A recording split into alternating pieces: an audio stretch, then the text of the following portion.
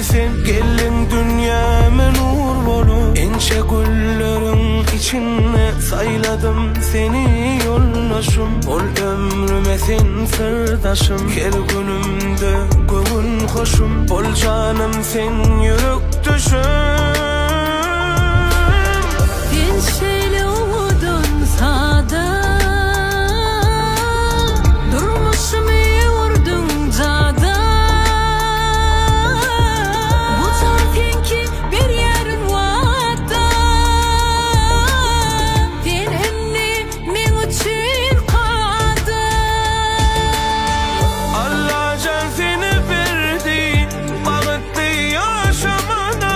Bir evi canlansın, bileceğim almana. Dizenler bile kovuş ya, devran bile numaralı. Dillerden dile aşya, toymadın da vardı. Allah'tan düşürdü iki civan kuşunu. Söz ver yerin toyunu, ömür vakit ötevimi. Hak aşıklar tapış ya, varar devrana kovuş ya. Söyün yürekler duşuş ya.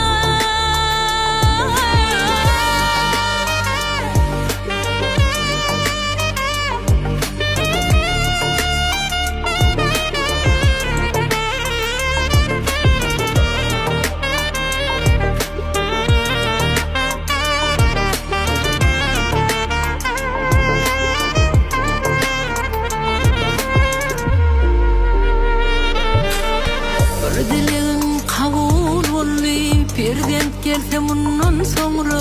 Bağıt koşay başa koni, sallay bizi bağıt yola. Haka verini dilerim bu durmuşum yoluna.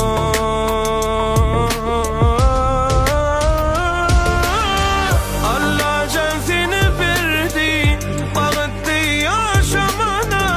Bir evi canlansın, bileceğim almana. Dizenler bile kovuş ya, devran bile numaralı.